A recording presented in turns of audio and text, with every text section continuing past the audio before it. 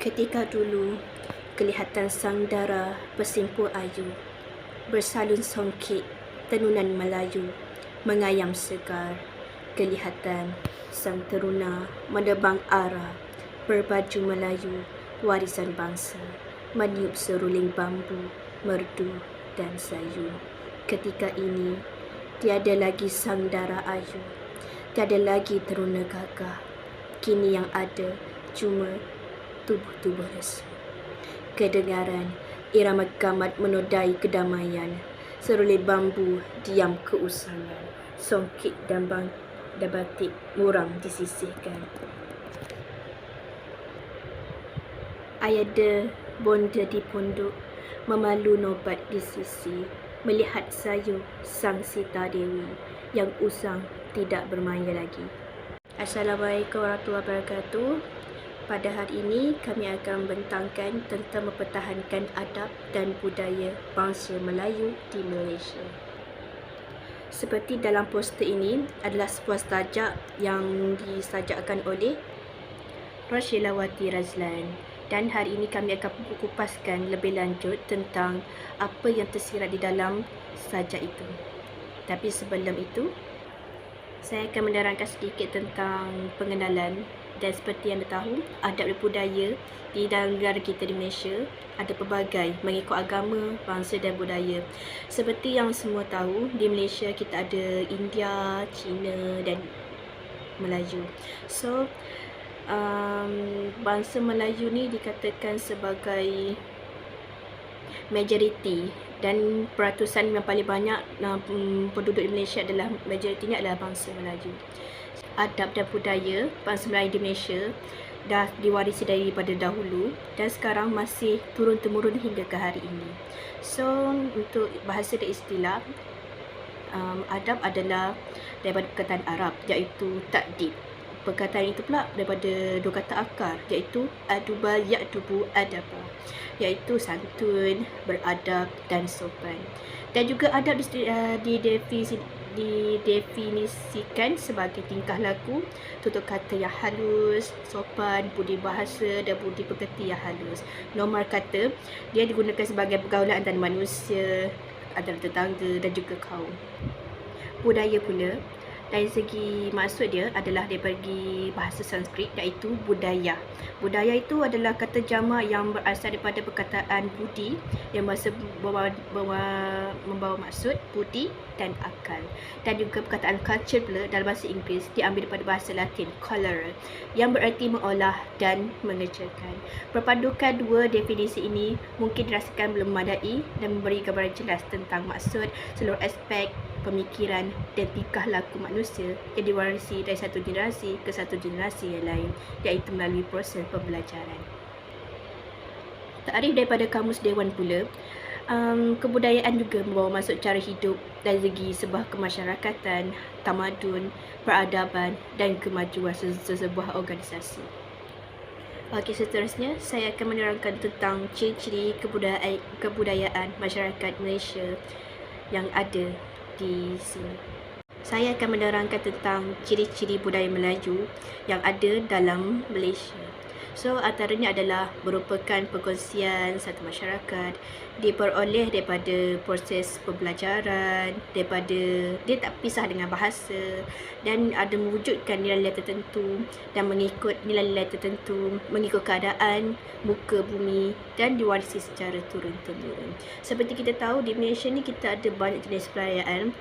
Yang kaum Melayu sendiri, kita ada Hari Raya Aidilfitri, Hari Raya Aidiladha, kita ada sambutan Nuzul Quran, ada Maulud Nabi, dan juga ada tradisi daripada negeri-negeri tertentu seperti Mak Yong, wayang kulit dan sebagainya. Dan seperti kita tahu, di Malaysia ada pelbagai budaya yang masih terapkan daripada hingga kini. Antaranya melalui proses perkahwinan. Seperti kita tahu, perkahwinan kita akan membuat merisik daripada bertunang hingga ke perkahwinan. Dan seperti kita tahu, di Malaysia kita ada pelbagai jenis pemakaian, dan antara yang zaman dahulu yang kita lihat Kita ada baju kebaya, baju kurung riau, baju ada pakai daripada Cik Siti Y Kembang dan sebagainya. So kita dulu seperti wanita, kita ada memakai kain sarung. Lelaki ada berkain samping, ada bersongkok, yang pakai tanjak, keris dan banyak lagi ciri-ciri yang Melayu kita masih amalkan sehingga kini. Seterusnya adalah adab tradisi orang Melayu. Seperti kita tahu, adab pula boleh diartikan dari segi tata sila yang bentuk jati diri kepada suatu bangsa. Jadi dia berpersoalan ke isu adab Melayu, kita tak dapat nafikan keselarian adab-adab. Dia mengikut suatu tempat, muka bumi, iklim cuaca, cara hidup dan cara orang sendiri yang berfikir. So orang seperti orang Arab, orang Barat tak ada masalah bila orang mengusap, megang kepala orang ke untuk bergurau, tapi ia jadi masalah besar dalam masyarakat kita sebagai orang Melayu. Itu dikatakan sebagai kurang ajar. Itu salah satu contoh lah yang adab-adab yang Melayu pegang sehingga kini. So saya akan terangkan tentang jenis-jenis adab Melayu yang ada. Okey, yang pertama adalah adab menghormati orang yang lebih tua. Amalan orang menghormati orang yang lebih tua ni amat dititik beratkan dalam kehidupan orang Melayu. Selain pada kedua orang tua kita sendiri, golongan orang yang lebih tua, walaupun lebih tua 1 tahun ke 2 tahun macam tu, kita kena lebih hormat. Berkata pepatah, yang tua dihormati, yang muda disanjungi. Dan seumpama itu, contohnya macam kita nak pergi, kan orang tua berborak kan. Lepas tu kita nak lalu, so kita menunduk badan ke bawah dan minta izin untuk lalu. Cara menunduk ke bawah, itu salah satu cara untuk kita menghormati orang lebih tua. Dan selain itu, dari segi percakapan kita pun dengan orang yang lebih tua secara lemah lembut, tidak berkurang ajar, tidak meninggikan suara, tidak mengeluarkan kata-kata kesat dan sebagainya. Okey, yang kedua adalah dari segi adab menuntut ilmu. Dari segi ilmu pula, ada pelbagai yang kita boleh katakan cara kita menuntut ilmu. Dari segi di sekolah, macam di sekolah kita antara kita murid dan juga guru, dan sebagai masyarakat, dan juga banyaklah bidang ilmu. Sebenarnya ilmu kita ni luas, tak sebenarnya hanya di sekolah saja. Ilmu kehidupan pun adalah salah satu ilmu juga. So kita kena menghormati dalam menuntut ilmu, supaya kita menganggap ilmu yang guru bagi kepada kita tu menjadi penting dalam hidup kita, untuk jadi diri kita, jati diri seorang yang lebih dihormati dan lebih disayangi. Dan kita sebagai orang yang penerima ilmu, kita haruslah menghormati dan juga menerimanya dengan serius dan juga sangat fokus sehingga dapat menguasai, dan juga seterusnya kita, ilmu yang kita dapat tu adalah bermanfaat kepada orang lain. Itulah adab yang perlu kita terapkan sehingga kini. Okey, seterusnya adalah adab bertandang. Adab bertandang dalam istilahnya dipanggil ziarah. Ini adalah sesuatu yang kata amat popular lah, amat terkenal di dalam adab Melayu. Sebab ziarah menziarahi ini adalah salah satu cara untuk mengeratkan hubungan silaturahim antara satu sama lain. So, cara dia untuk menghormati, cara untuk berziarah, salah satunya adalah dari segi masa. Untuk menziarahi seseorang, walaupun dengan sahabat sendiri, ahli keluarga sendiri, kita kena sesuai dengan cara dan masa dia. Biasanya dalam masa dia tu dalam pagi ke, ataupun selepas waktu tengah hari, waktu petang, ataupun di awal malam. Kenapa tidak di tengah hari ataupun di lewat malam? Sebabnya macam di tengah hari, biasanya orang makan tengah hari, orang nak berehat, nak bersantai. Kalau waktu lewat malam pula, orang nak berehat. Bila terlalu lewat, kita macam mengganggu lah orang lain untuk beristirahat apa semua. Jadi itu salah satu cara untuk menghormati, adab juga untuk ziarah. Kerana ikut, orang kata ikut pada masa yang sesuai. Assalamualaikum warahmatullahi wabarakatuh. Nama saya Zainab binti Idris. Terusnya saya akan mengupas dengan lebih terperinci bagaimana kita hendak mempertahankan adab dan budaya bangsa Melayu di Malaysia.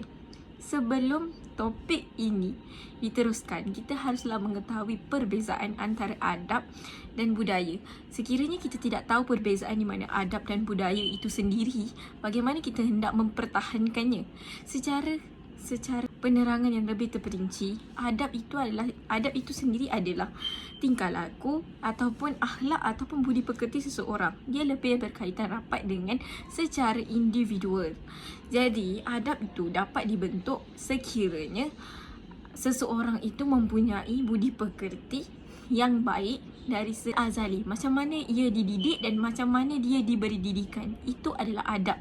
Adab adalah terbina ataupun terbentuk daripada jati diri ataupun individu itu sendiri. Manakala budaya itu membawa erti kepada satu tradisi ataupun satu perkara yang dilakukan dalam satu komuniti besar ataupun komuniti sosial yang besar secara turun-temurun, yang berlainan setiap bangsa, agama maupun keturunan itu sendiri. Kita dapat lihat dari segi keturunan ada dia punya tradisi sendiri. Manakala dari segi bangsa, kita terdapat di Malaysia itu sendiri terdapat 3 jenis bangsa, iaitu India, China dan Melayu. Tiga-tiga bangsa ini telah membawakan 3 konsep budaya yang berbeza. Dari segi masyarakat Melayu, kita akan nampak budaya yang diamalkan lebih kepada seperti majlis keramaian. Kita boleh dapat bezakan dari segi majlis keramaian dari setiap bangsa itu sendiri. Dalam bangsa Melayu itu sendiri, kita akan nampak majlis itu keluarga yang akan datang berkumpul, akan ada renjis-merenjis, akan ada tari joget lambak dan sebagainya. Tapi daripada segi kaum India pula, kita akan nampak ada kelapa, ada satu bulatan api yang akan dikelilingi oleh para pasangan pengantin itu sendiri. Manakala kita boleh dapat lihat dari segi kaum Cina, daripada segi perkahwinan mereka akan ada orang yang memakai chongsam dan sebagainya. Selain itu, dari segi budaya itu sendiri, kita dapat memperlihatkan gambaran sesuatu kaum itu sendiri. Yang mana kaum Melayu dikenalkan dengan pakaian Melayu, pakaian kebaya, pakaian baju kurung. Manakala Indian, daripada India, bangsa India sendiri, kaum India itu sendiri, kita akan dapat melihat baju sari dan sebagainya. Manakala Cina akan dapat cheongsam dan sebagainya.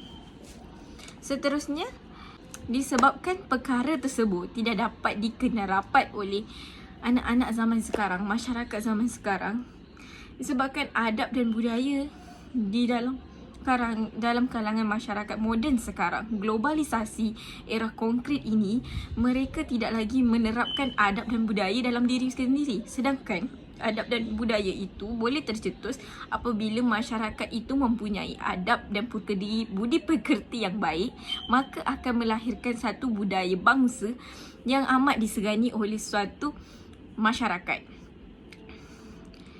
Disebabkan kekurangan adab dari segi anak-anak muda zaman sekarang, kemunduran adab dalam segi dalam diri ataupun dalam jati diri mereka semakin berkurang.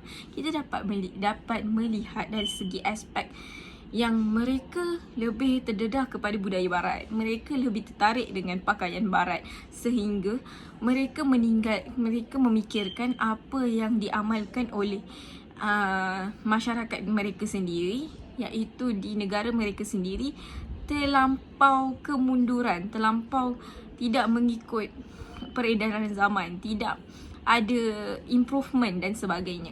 Jadi di situ kita dapat melihat pemakaian mereka semakin terdedah, cara mereka menggunakan pakaian, cara mereka menggayakan pakaian amatlah berbeza berbanding dengan zaman dahulu.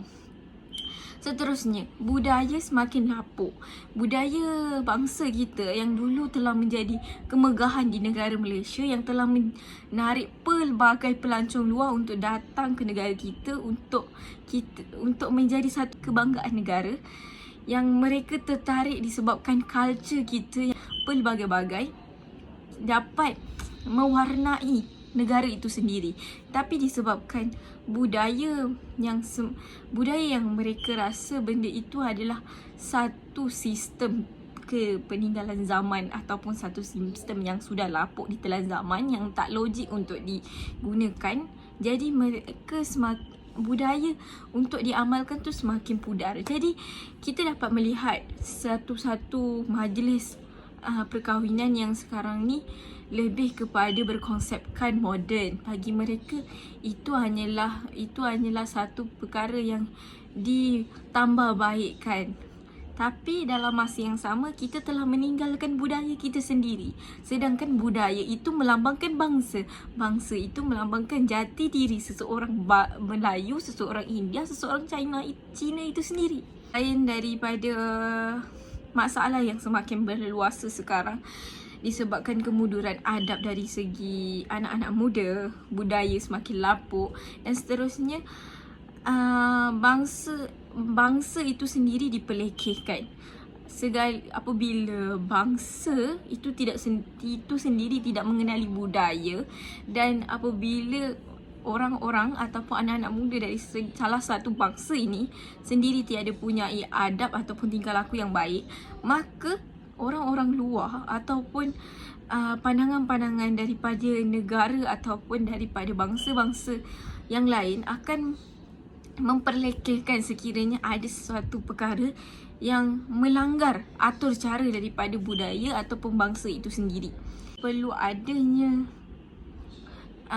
banyak kempen-kempen kesedaran, banyaknya aktiviti mengenali budaya, video ataupun apa-apa poster ataupun filem yang berteraskan budaya itu sendiri bagi menarik minat anak muda yang telah lahir dan akhirnya lesap dan tidak mengetahui langsung budaya bagi bangsa mereka itu sendiri.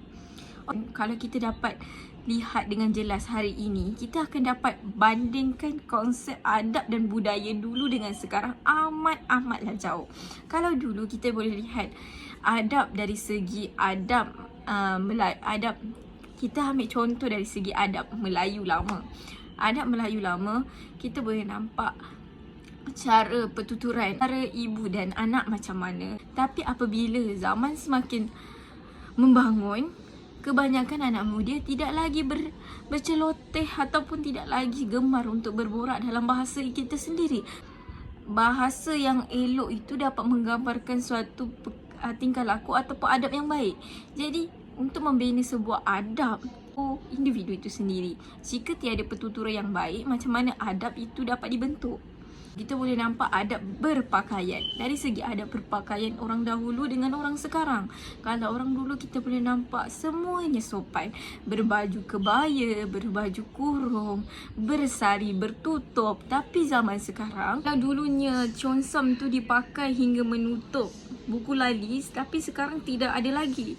Sekarang semua pemakaian lebih kepada menunjuk dada ataupun sebagainya, mendedahkan sebahagian daripada anggota tubuh hingga menarik perhatian orang lain. Kalau dari segi orang-orang lama dahulu, perkara ini adalah perkara yang tidak beradab, tiada sopannya, menunjukkan sebahagian daripada anggota kepada halayak ramai sehingga tiada maruah di kalangan mereka. Jadi telah banyak jurang yang kita dapat lihat disebabkannya kurang didikan adab dalam kalangan anak muda dan kurang pendedahan budaya dalam kalangan anak muda, sehingga mereka alpa tidak mengetahui langsung jati diri mereka sendiri sebagai seorang Melayu, seorang Cina dan India yang berguna. Kita tahu kemegahan Kesultanan Melayu Melaka dahulu terrealisasi ataupun terjadi disebabkan adab itu sendiri, disebabkan ada ketatasusilaan di antara mereka, hormat menghormati, sehingga orang kata tiada pergaduhan. Sebuah negara yang makmur, sebuah negara yang mampu berdiri dengan gahnya adalah di balik kecemerlangan itu datang daripada individu ataupun masyarakat yang harmoni di dalam sebuah negara.